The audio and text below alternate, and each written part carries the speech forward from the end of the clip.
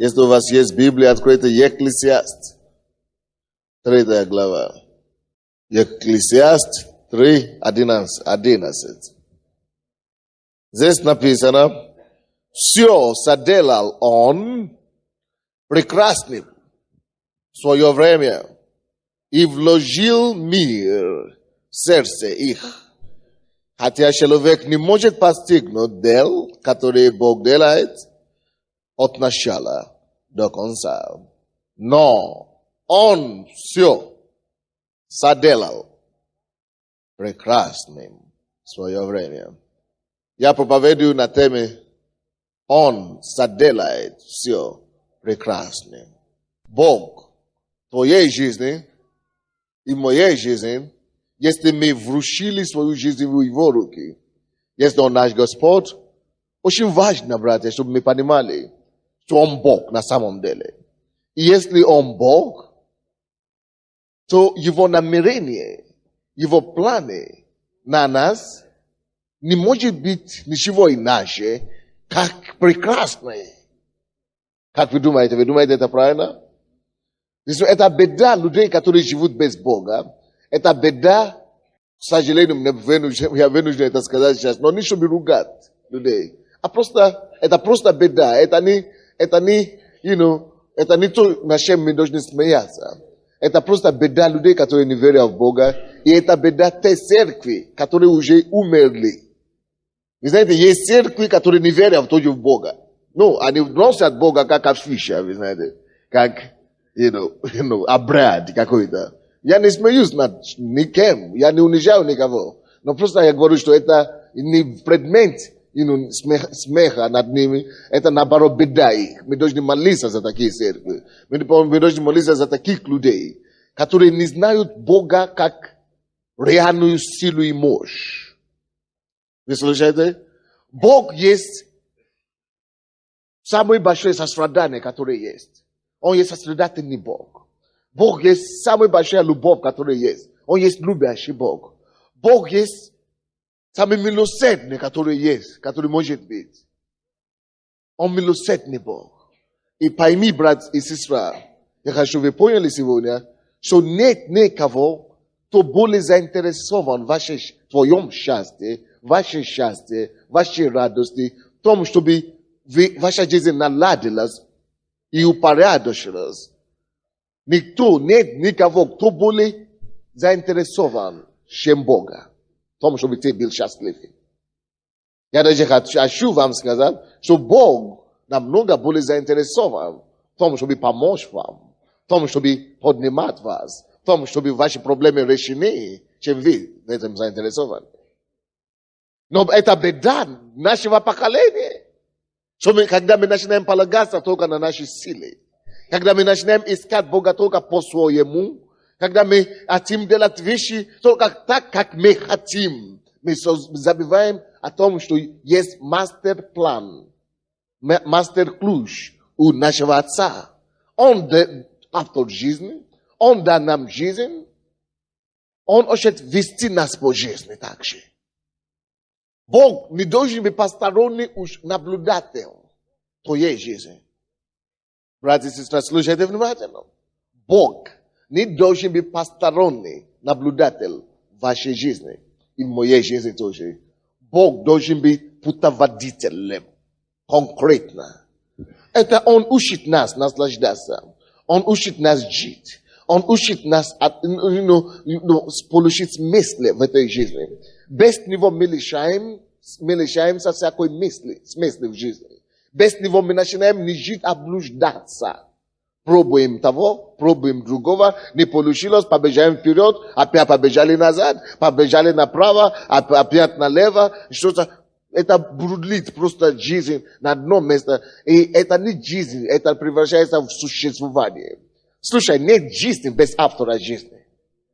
И он знает, если только мы можем возложить нашу жизнь Ему, если мы можем только довериться Ему, если мы можем действительно поверить в Него, так как мы верим в кого-то, или так как мы хотим, чтобы дети наши поверили в нас, если мы можем поверить в нашего Небесного Отца, слушайте, вы обнаружите, что намного легче жить, чем нам приходится жить.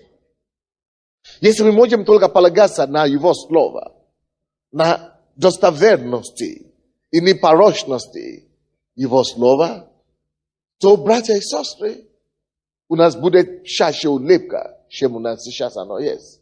У нас будет чаще радости, чаще будет покоя и мира, чем мы имеем. В этом местописании, которое мы читали, Библия говорит, все заделал он, то есть Бог, все заделал он прекрасным в свое время. Поэтому я и проповедую на такую тему, что если мы только можем верить Богу и довериться Ему, в нашей и с вами жизни Бог заделает все хорошо. Извините, Дух Святой меня перебивает сейчас. Есть кто-то в зале сейчас, который вот на грани инфаркта. Инфаркт — это сердце, да? Захвата. Вот, есть кто-то, который вот на грани инфаркта. И вы это знаете, потому что вы даже сидите и впечатление, что это сердце разорвается. Кто это? Поднимите вашу руку, я же помолюсь за вас. У вас тяжелая ситуация с сердцем. Хорошо, положите руку на это сердце, положите руку на тяжело очень. Бог, это инфаркт не будет. Господь, во имя Иисуса, Ты показал, потому что Ты хочешь помочь. Я прошу, чтобы Ты исцелил все, которые имеют подобные проблемы. Я повелеваю, чтобы это сердце начало функционировать хорошо во имя Иисуса. Восстановление в сердце 100% мое. Именем Иисуса я запрещаю возможности инфаркта или инсульта. Я повелеваю уйти прочь. Будьте здоровы, станьте здоровы еще раз. Пускай ваше здоровье уподобится 25-летнему молодому мужчине. Сегодняшнего дня во имя Иисуса. Аминь. Уже облегчило. Слава Богу. Поэтому я проповедую на теме, что если мы можем только довериться Богу, довериться Ему. Написано, Бог заделал все в свое время.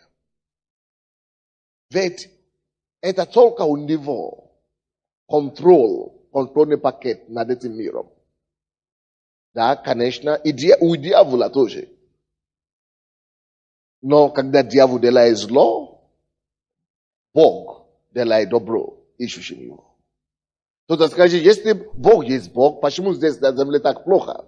Почему войны? Почему то? Потому что дьявол есть конкретный хозяин эту землю сейчас, этого мира. Потому что после грехопадения мы потеряли силу на владение, дьявол начал править этим страной.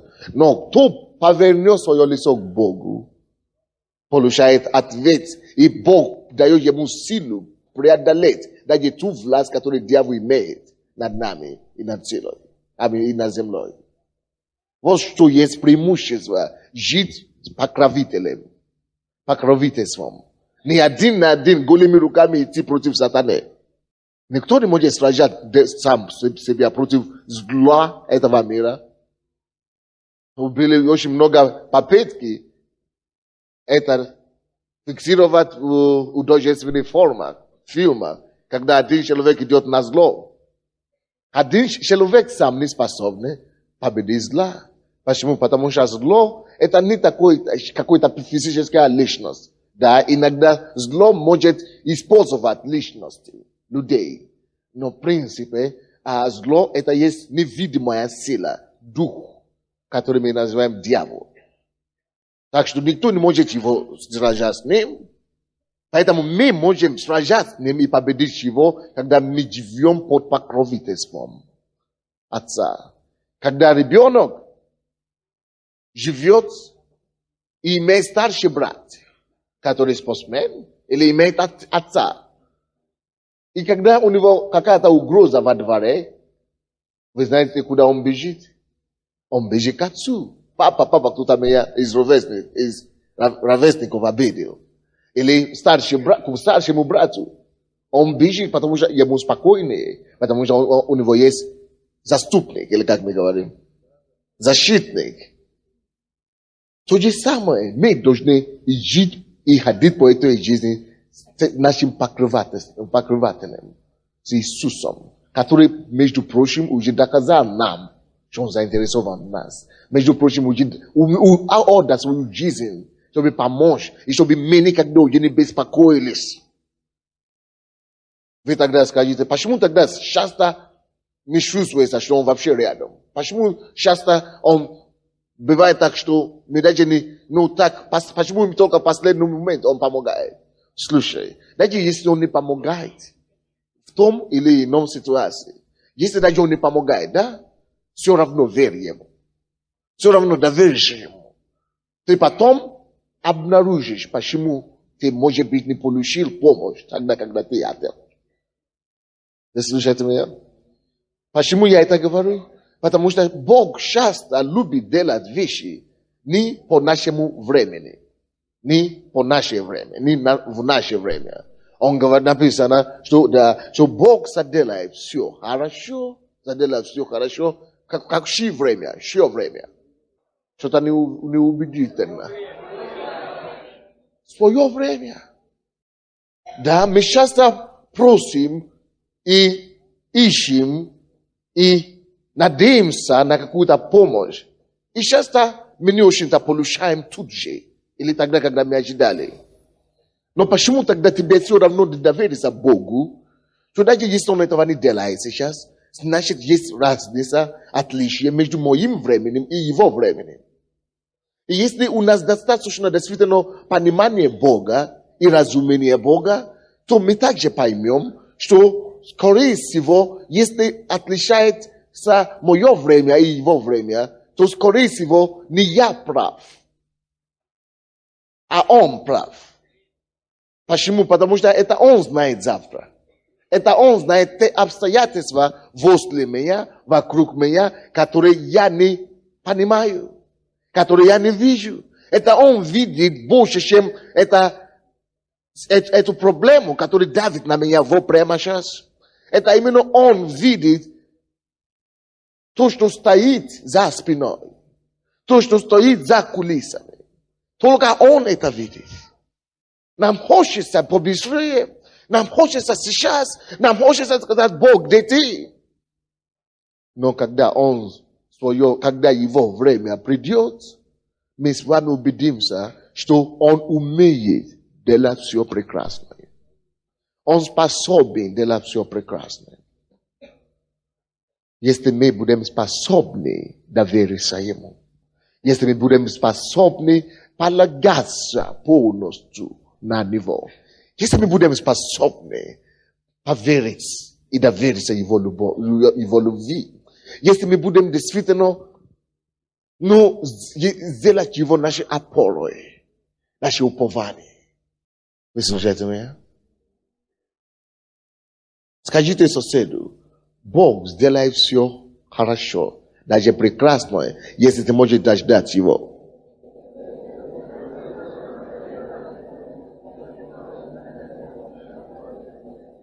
Когда я пришел к Богу, пример такой, когда я пришел к Богу, до Бога, у меня были девушки и подруги, и это пример такой. И одна из них, вы знаете, что мы планируем, мы так, по-мирски, по молодежи, вообще, и по-дурацки, и по-мирски, и по... Вы знаете, что мы делали? Это я так продумал, потому что у меня уже в то время, наша семья уже потерпела крах очень сильно. У нас не было, мы не были состоятельные люди, мы были когда-то состоятельные. А они богатая семья. И она очень любила меня, я даже не знал почему. Я говорю, что я тоже тебя люблю. Короче, когда мы пришли к Богу, мы планировали. Я сказал, мы планировали, что, потому что ее родители не хотели. Короче. И мы планировали, что мы сделаем так, чтобы она забеременела. И чтобы, когда она забеременеет, тогда они уже ничего не смогут делать. А я знал, что я буду учиться где-то за рубежом. Я не знал где, но я даже не был верующим, но я знал. Agora что, я уеду, а потом соберу тебя. Это был мой план человеческий. Мне было 19 лет, я мечтатель. И когда это не получилось, я очень расстроился. Когда я пришел к Богу, как раз до моего приезда, я пришел к Богу и обнаружил, что просто я обнаружил, что я нужен Богу. Вернее, Бог нужен мне. Я думал, потому что когда я пришел в церковь, я думал, что я все знаю, я жил хорошо, все у меня в порядке. Но когда я пришел к Богу, я впервые обнаружил, что все то, что я искал в миру, в девушках, в дискотеках, в клубах ночных, что эту радость, что-то, которое глубоко, которое я искал, которое я не нашел до конца там, я нашел в Боге, в церкви, когда я покаялся. Я просто почувствовал, что какая-то сверхъестественная радость и мир, какая-то неописуемое переживание, ну, кайфа, короче. И я знаю, что то, что Бог, то, что я правильно попал к Богу, то там нету спора. То это 100%. Я не могу уже уйти от Бога. Бог мне нужен. И это, я знаю, что Он нужен всем так же. И знаете, что случилось? Когда я пришел к этой девушке, я говорил ей, слушай, такая церковь, я получил такая радость, такой мир. Слушай, тебе понравится, давай пошли. Я с тобой никогда в жизни. И слышишь, что ты... Я расстроился, я уже умолял, все дело. Он говорит, нет, мои родители не разрешат мне идти в эту церковь. Я говорю, что со мной? Я молился, и Бог стал глухим вдруг. Бог решил именно на эту молитву не ответить. И я так расстроился. Но я говорю, что все равно мне нужно быть с Богом, потому что я уже успел видеть Его, Его величие. Я уже успел видеть, что Он прекрасный. Он уже успел делать что-то в моей жизни. Внутреннюю радость и мир, удовлетворение. Я знаю, что от Бога отойти, просто я не имею права и не отойду. И я просто, но вы знаете, я приложил все усилия, чтобы девушку эту затащил в церковь. Никак. Я даже уехал с страны, я писал письмо. А она не ответила. Будь мой. Я посылал все друзей. Я говорю, Бог все, Бог мне не отвечает. Бог. Я расстроился. Но слушайте, теперь, не сейчас, но еще несколько лет назад уже, я теперь только и молюсь и благодарю Бога, что это не произошло.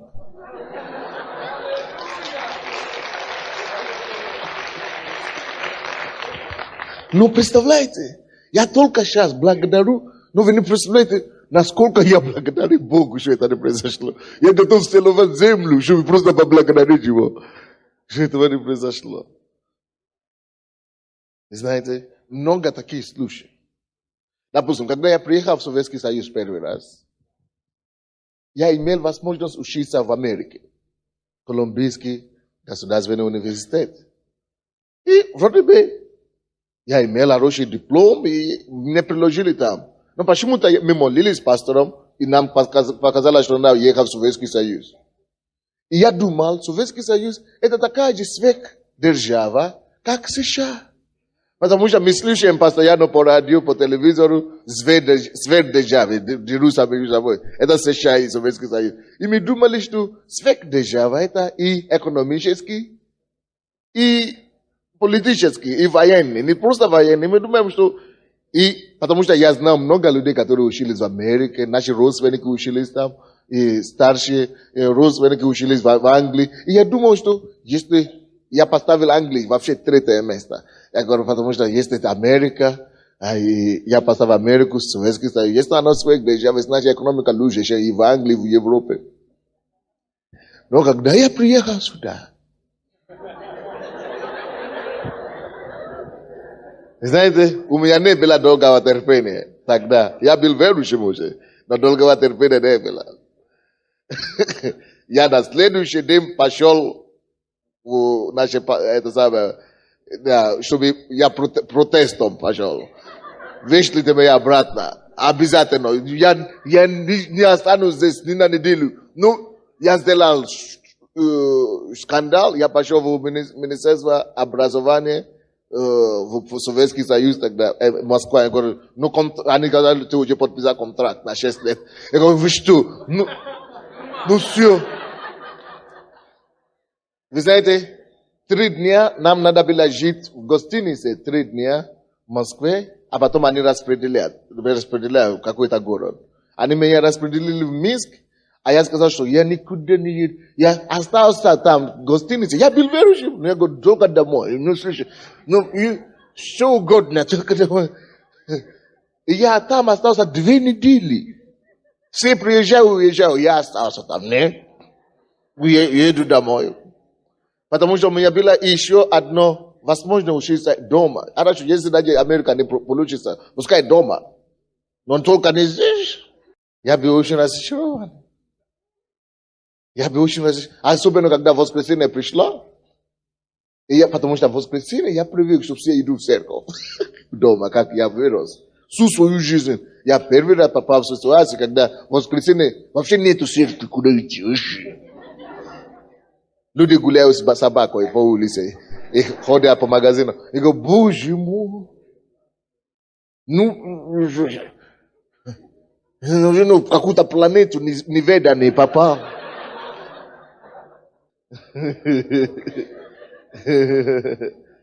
Короче, когда я там однажды сделал скандал, там это Министерство образования, просвещения, вы знаете, они меня взяли и сказали вообще, ты не едешь, ты не хочешь ехать, мы вообще тебя запросим. Вы знаете, куда они изменили направление? Вы знаете, что они там писали? Душанбе. Потом... Я говорю, в Африку, вы мне Душанбе еще куда-то. А я не знал, что такое Душанбе. Я говорю, вообще, ни Минск, ни Москва, ни Душанбе, ничего. Просто дайте мне обратный билет. Там у меня был старший брат в Москве. Он так убеждал, А потом, короче, когда я уже дрался, так не получается ничего. Бог мне говорит, ты хочешь мне довериться? Хочешь довериться мне или нет? Хочешь довериться мне или нет? Говорит, Господь, но почему ты послал меня сюда? Такая ошибка, Но потом где-то внутри я почувствовал, что Бог все-таки не убеждает в том, что это его воля для меня быть здесь. Хорошо. Я потом согласился, поехал учиться в Минск. И первое собрание, я попал на собрание подпольной церкви. Там не было церкви, ничего, но были эти пятидесятники, баптисты подпольно собрались. Это 12 лет тому назад. Когда я спрашивал в университете, где я учился, где церковь, они мне на православную показывали. Они говорят, нет. Я говорю, есть настоящие, которые читают Библию и говорят аллилуйя. Они говорят, нет, таких у нас нет. Я говорю, есть какие-то протестанты или что? Нет у нас. Они говорят, что они все уже умерли. То есть только старики, бабушки, дедушки, которые скоро умрут, верят в Бога. А потом и с черным платком. Я пошел в православный, видишь, что действительно 3-4 бабушки такие гнутые сидят. Они говорят, вот только такие верующие у нас бывают. Нету нормальные люди современного не бывают. Я говорю, боже мой.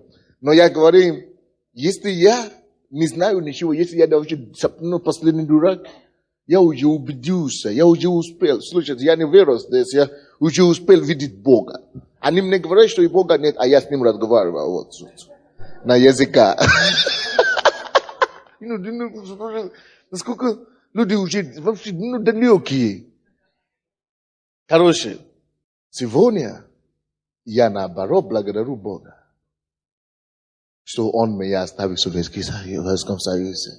Наоборот, меня сейчас хотят выгнать, а я не хочу уехать.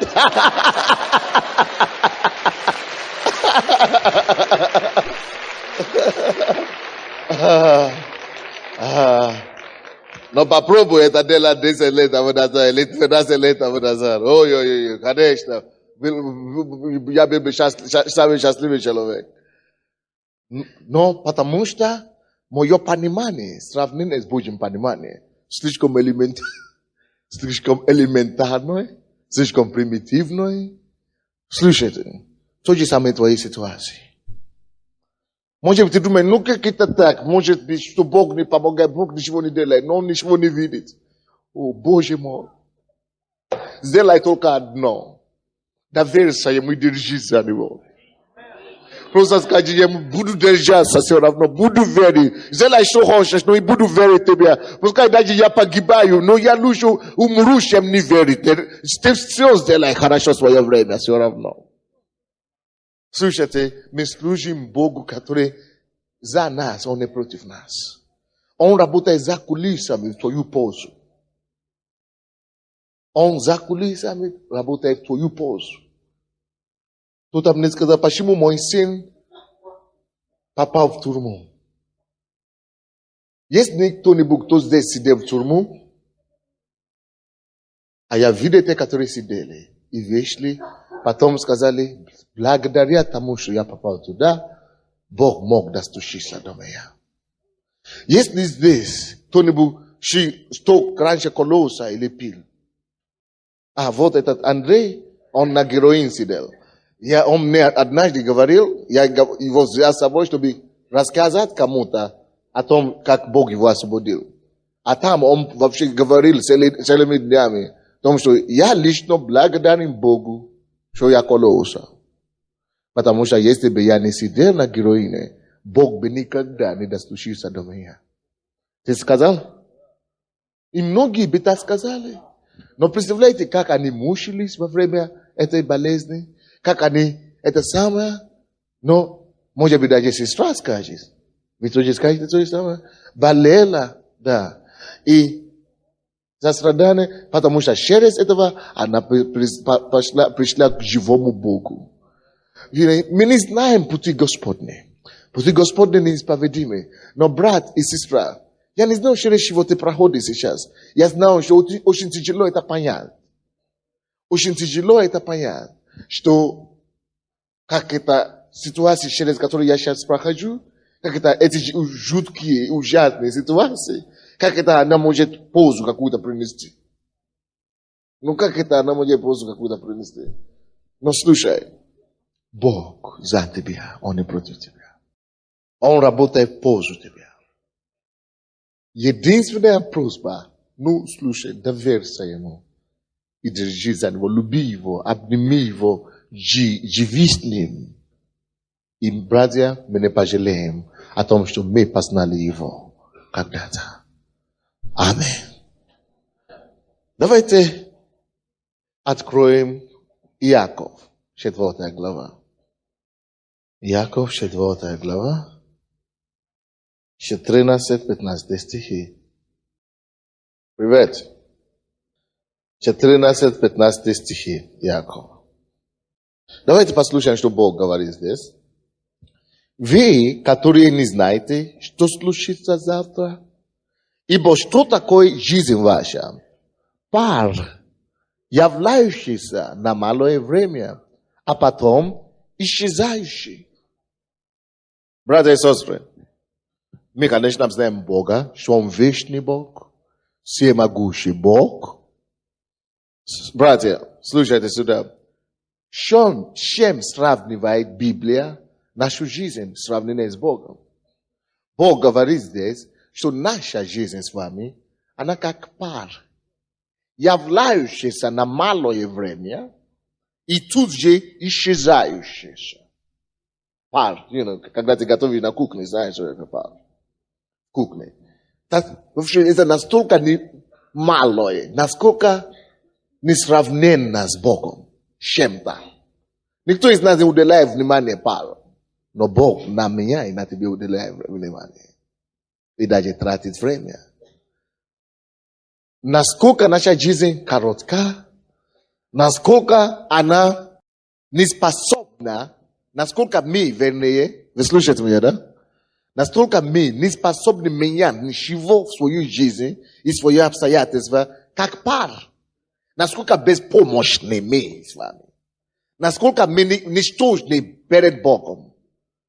И слушайте, и все равно есть некоторые люди, которые при этом все еще хотят брать ответственность, править собой и править свою жизнь. Ну как глупо. Ну как глупо. Как примитивно.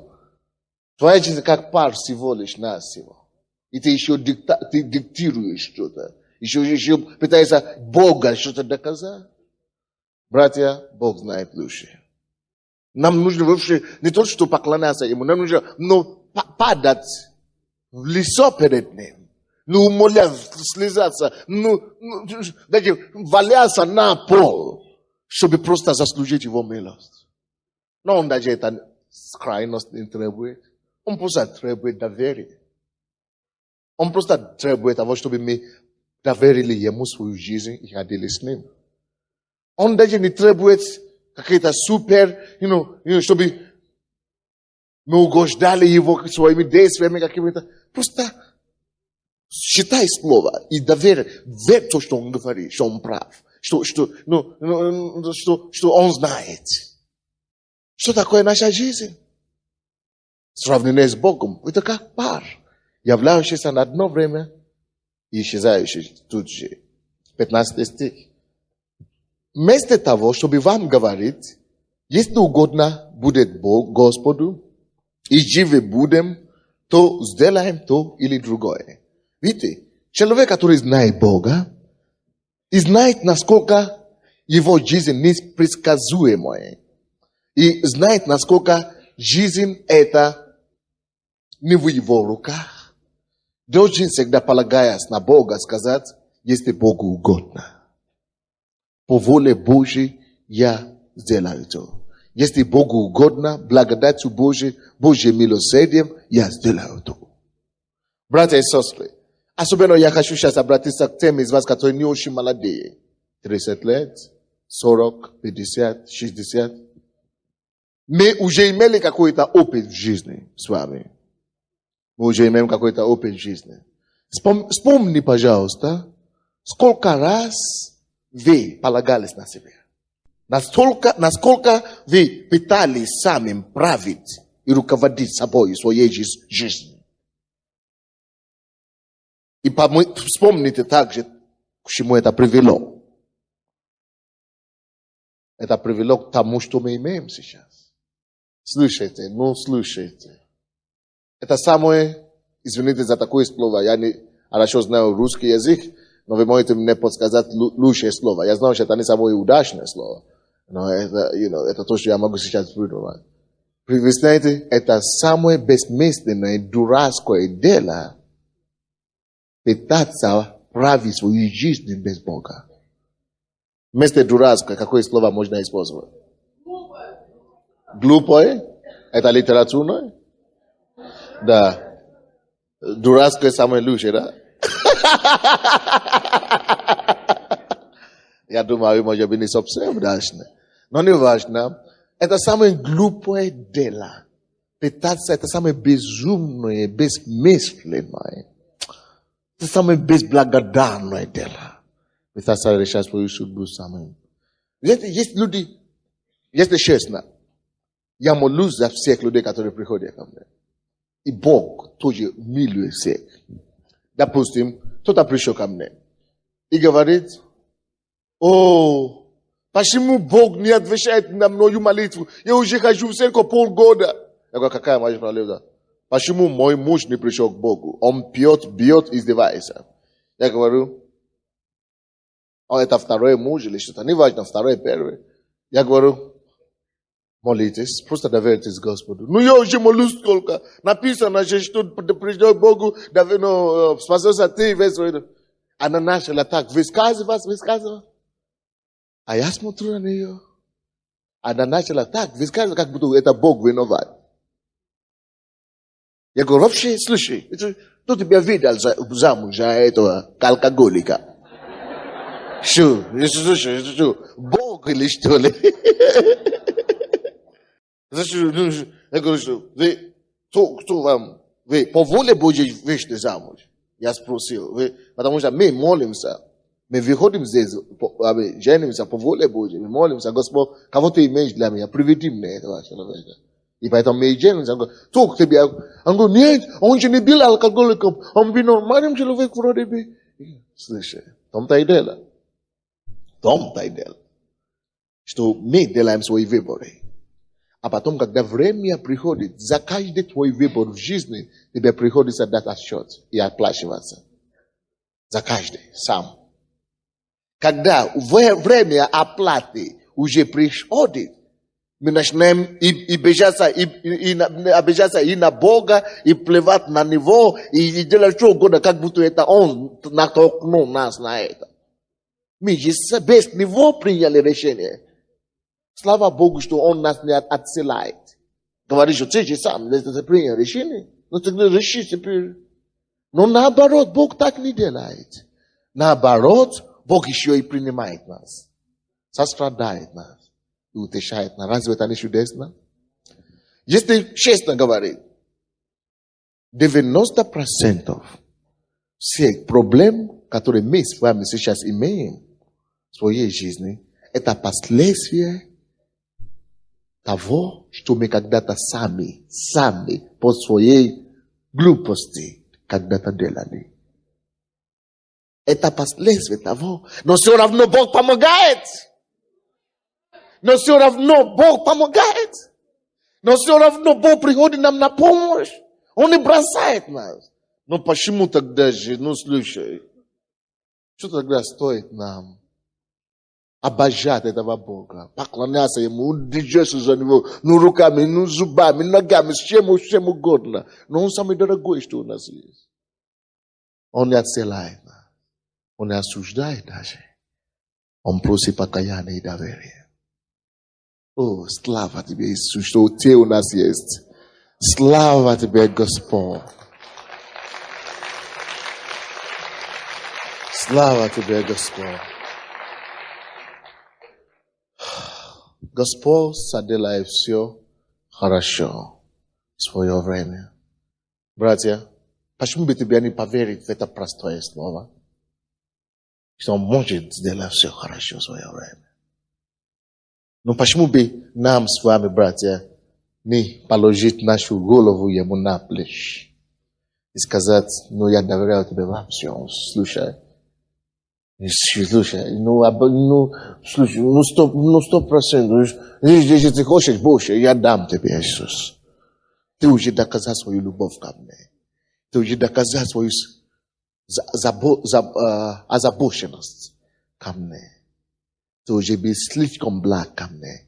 Братья, даже если вещи не получаются так, как я и ты хотим, прошу вас, чтобы никогда с вашей и моих уст не лились обвинения о Богу или ропота на Его адрес. Это самое неблагодарное, что мы можем делать. Это самое, я не знаю, это самое просто неблагодарное, это самое обидное. Хотя Он любит, хотя Он не обидится. Но это просто потому, Он просто говорит и думает, что это потому, что мы не можем видеть то, что Он уже заделает. А что Он уже заделает, в конце концов, написано, Он уже заделает все прекрасным в твоей и моей жизни. Если ты только можешь дождаться Его, если ты только можешь действительно поверить в Него, Он заделает все прекрасное. Конечно, я не говорю, что сложи руку, не работай, не трудись, ничего, только молись и ждай, чтобы Он заделал все хорошо. Это самое. Это тоже не соответствует Библии, между прочим. Довериться Ему значит довериться Его Слову, полагаться на то, что Он говорит, принять Его Слово и делать все беспрекословенно. и видеть, как Он делает нашу жизнь прекрасно. Братья и сестры, у меня откровение такой вопрос есть к вам. Я не знаю, сколько вы ходите с Богом. Я не знаю, сколько вы ходите в церковь.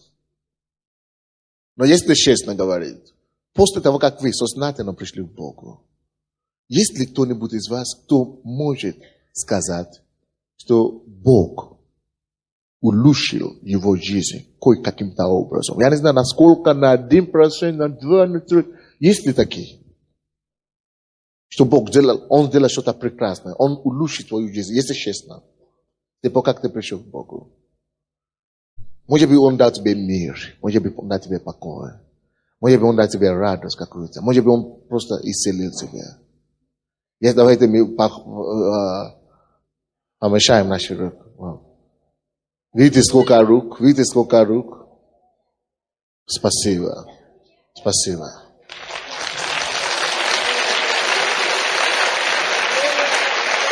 Слава тебе, Господь.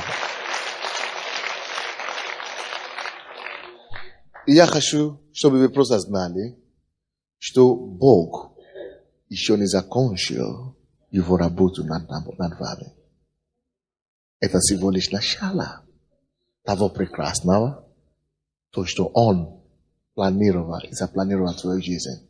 Слушай, его план заключается в том, чтобы каждый день с Иисусом твоя жизнь была прекраснее, чем вчерашнего дня.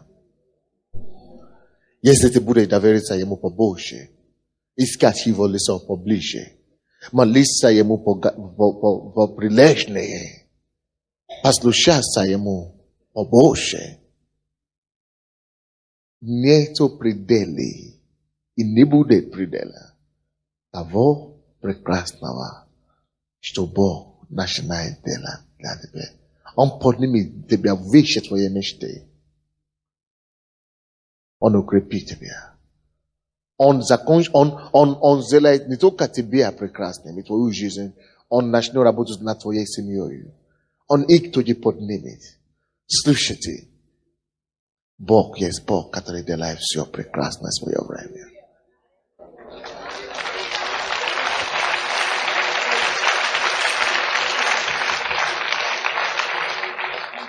Римлянам 8:28. Вы это знаете хорошо? Но я думал просто посмотреть еще раз с вами. Римлянам 8:28.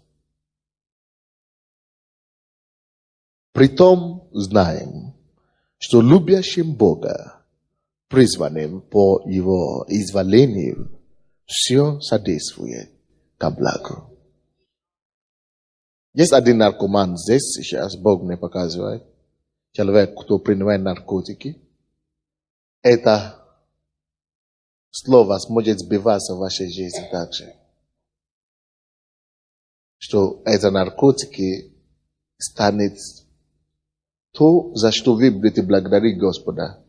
Что через это вы познакомились с источником жизни. Если здесь есть этот наркоман, который колется, Бог только что мне показал, я вижу вас. В конце служения я позову людей на сцену, подойди тоже. Потом будешь благодарен Богу за то, что вы когда-то кололись. И через это Бог открылся вам. Ну, это потрясающий Бог. Ну, не знаю, удивительный Господь. Ну, слушай, Он есть, я не знаю, Он есть не только смысл жизни нашей. Он есть поддержка наша. Он есть укрепление наше. Он есть крепость наша. Он есть опора нашей жизни. Он не только наш Бог и Спаситель. Он есть наша любовь. Он есть источник нашего восхищения. Каждый день, день ото дня. О, Год. Какая привилегия. Теперь я понимаю это. Фарадей или Симпсон, который профессор медицины, который делал откровение по медицине, по области гинекологии. Когда этот молодой человек подошел к нему и сказал, вы делали столько много откровений, вы дали столько много человечеству. А он говорил, Слушай, комплименты эти не мне.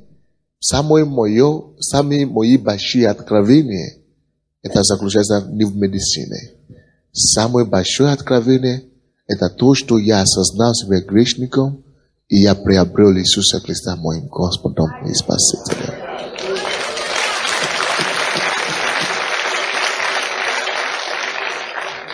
Это действительно, слушайте, это счастье такое. И ничего, и ничто не сравнится с этим жемчужиным, с этим приобретением, который преподал нам Бог. Слушай, он просто взял и преподал. Он просто взял и дарил, но это все.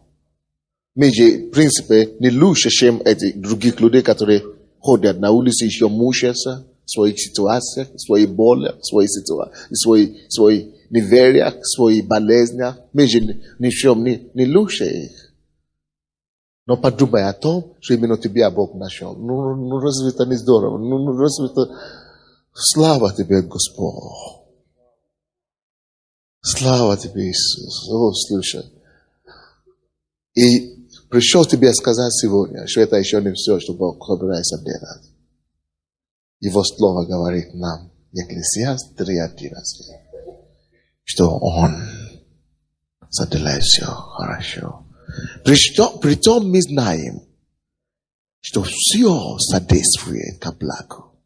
Братья и сестры, подумай о том, что эти неприятности, которые у тебя есть сейчас, хотя они посланы не Богом, не Бог посылает рак на людей, не Бог устраивает катастрофу людям, хотя они были посланы не Богом, но прелесть Божья заключается в том, что Он способен превратить то злое, то ужасное, что дьявол делает в нашей жизни, благо. Ну, в этом же и прелесть Божья. В этом же и то благодать, что мы живем с Ним и в Нем. Пойми, не важно, насколько ужасно то, что дьявол делает пока в твоей жизни. Слушай, не важно, насколько отвратительно, что он делает. Не важно, насколько он называется над твоей семьей. Я только прошу тебя во имя Иисуса. Ну, доверься Богу всем сердцем. Докажи ему твою любовь.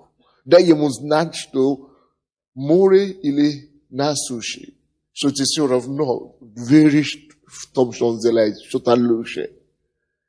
И я вам скажу, братья, что он способен делать то, что он сказал. Превратить во благо все, что дьявол имеет на зло. Все, что дьявол хотел использовать, чтобы уничтожить нас, поражать нас, делать нас ничтожными. Если мы можем держаться за нашим Творцом, о, Махасия, о, Сокутубуро, он это сделал для меня. Он это сделал для многих из нас. Все злое, все отвратительное, которое с нами происходит. Если мы поверим и держимся за него, он силен соделает это все к благу. Он говорит, все содействует. Все содействует. Заметьте себя, что все содействует к благу не всем подряд, а только тем, которые верят в него, призваны им и призваны по его изволению и любят его. Братья и сестры, не попытайся искупиться от Бога, у Бога или как-то использовать Бога. Люби Бога. Хорошо? Просто люби Бога. И иди по его изволению. И он силен, он докажет тебе это. So, все, что дьявол пытается делать против тебя, что он все равно силен превратить это к лучшему. Он все равно силен превратить это к лучшему. Он все равно силен. Он все равно силен. Братья, и я не хочу, чтобы вы забили эти два стиха, всю свою жизнь. Пускай они будут ваши спутники жизни, стихи, которые вы всегда наизусть должны знать. То, что все содействует ко благу. Утешайте себя этим. И станьте на это. Даже когда дьявол делает самый ужасный грех, самый ужасный преступление против вас, станьте на этом, что Господь, я знал, что все равно ты способен. И ты сделай так, чтобы все содействовало ко благу. Я не знаю, если вы смотрели телевизор на днях, 3-4 месяца тому назад, но передали, что президент Клинтон объявил о том, чтобы о запрете свободу ношения оружия в Америке. Вы слышали такую новость? Это было после того, как один парень в школе вошел и расстрелил 3 девушек, да? Школьниц. И вы знаете, что случилось? Это самый потрясающий, это в городе Падука, по-моему. И это самый потрясающий, что я только что получил журнал, «Харизма» называется, и читал историю свидетельства родителей.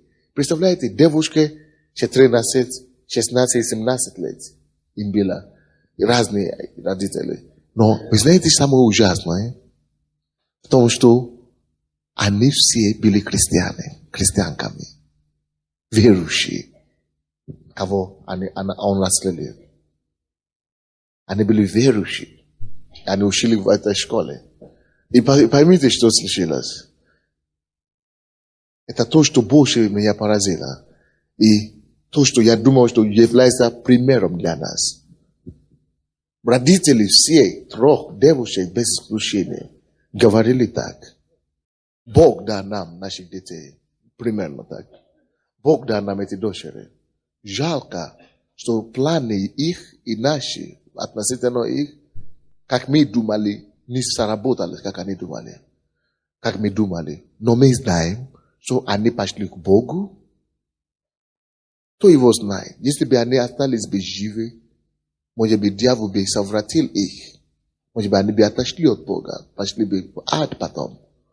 Но сейчас, слава Богу, что мы встретимся, они пошли на небо. Это с одной стороны.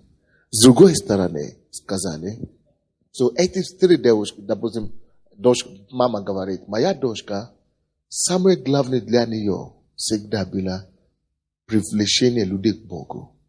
Она всегда свидетельствует школьникам, чтобы люди пришли к Богу. И они все приводили несколько людей к Богу за свою жизнь, молодые жизни. И для них это самое главное. И родители говорили, мы благодарны Богу, что даже при смерти, потому что вы знаете, что случилось после того, как они их убили, потому что они христиане. Бог так развернул все. Я думал лично, что люди бы осуждали Бога. Что где Бог тогда, если именно верующие их убили? Где Бог? Что люди будут разочароваться или ожесточаться против Бога? А наоборот случилось. После их убийства, вся школа пришла к Богу почти. Почти вся школа. Все люди начали молиться в школе. И, пробуждение началось в этой школе. И люди принимали Иисуса Христа. И не только в школе, по всей Америке. Когда они слышали рассказ их родителей, что эти люди, эти дочки верующие, они служили Богу, и самое большое, что они желали, чтобы люди пришли к Богу. И люди просто начали прийти к Богу, чтобы исполнить их желание. И эти родители сказали, мы благодарны Богу, что даже через эту смерть они могли привести людей к Богу, Божьих людей к Богу.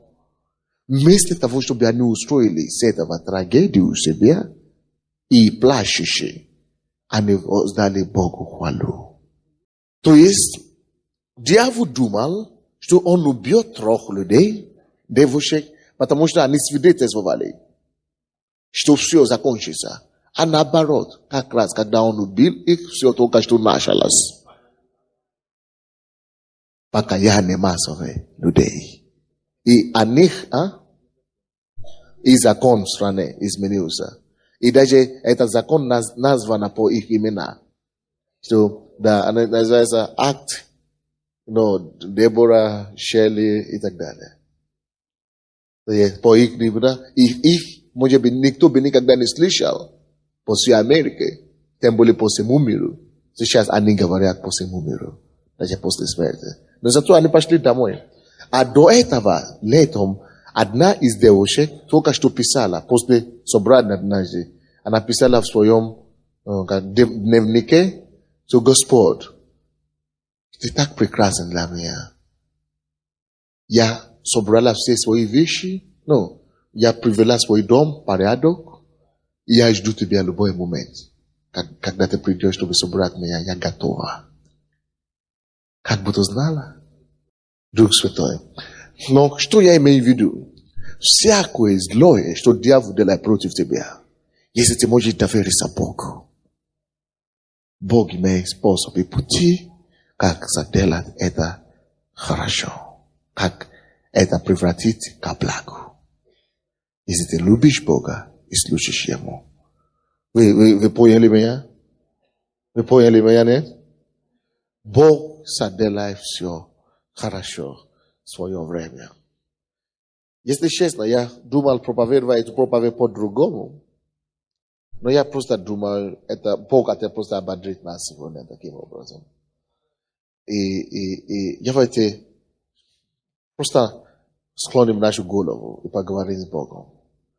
Давайте скажем Ему: Господь, я верю, что Ты сделаешь все хорошо в свое время. Ты можешь это делать. Ты можешь все превратить в благо, пользу. Давайте отдаемся Ему полностью. И скажем: Господь, я отдаюсь Тебе, Господь. Начинаю с Тебя, Господь. Я хочу только ближе к Тебе подойти. Ближе подойти к Тебе, Господь. Осознать Тебя больше, Господь. Я хочу просто, чтобы Ты чудный Спаситель, благодарите Его, братья, сестры. Обожайте Его за то, кто Он есть для нас. За то, что Он есть такой чудный Спаситель. Такой прекрасный Господь. И отдадите все события своей жизни Ему на руки. Давайте подчинимся Ему. Отдаемся все Ему.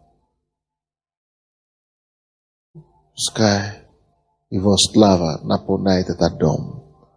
Пускай Его слава наполняет вашу жизнь. Пускай Его слава наполняет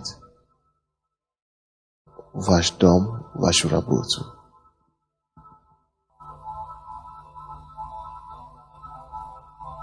Не обвини Бога Божия. Попроси у Бога прощения за... Если ты роптал в прошлом, если ты обвинял Его, если ты осуждал Бога за свою судьбу, попроси у Бога прощения. И скажи Ему, ты наоборот будешь довериться Ему. Благодари Его за то, что Он есть в твоей жизни. И что каким-то образом Он помогает и облегчает тебя жизнь. Отдай Ему все ситуации сложные, все обстоятельства, которые у тебя сейчас. И скажи Ему: Господь, я уверен, что Ты это сделаешь к лучшему. Ты сделаешь это ко благу. Все злое, что дьявол делает в моей жизни против меня, Боже, прошу Тебя, преврати в благо. Преврати в благо. Преврати в благо, Боже. Преврати в благо, Господи. Сделай все хорошо. Брат и сестра, старайтесь подчиняться Его времени. Он говорит, Он сделает все хорошо именно в свое время. Скажи Ему: Боже, я подчиняюсь своему времени. Я хочу только любить Тебя, слушаться Тебе и довериться Тебе. И я буду ждать Твое время, не мое время. Не так, как я хочу, но я хочу ждать Твое время. Твое время, Боже. Твое время и Твое прекрасное.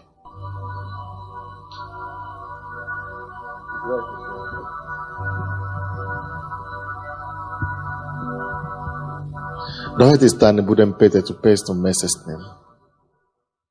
Пускай в этой песне твое желание, твое сердце выражается Богу. Наполнись Его миром. Приблизь Божье к Иисусу. Приблизь Божье к Его любви. Открой побольше твое сердце к Его. Воспринимай Иисуса поближе, посерьезнее. Действительно, выразите Ему свою любовь. Любовь Иисусу. Просто скажи Ему, насколько ты любишь Его на самом деле. Насколько Он прекрасен. О, Иисус. Иисус, Иисус, Иисус, Иисус.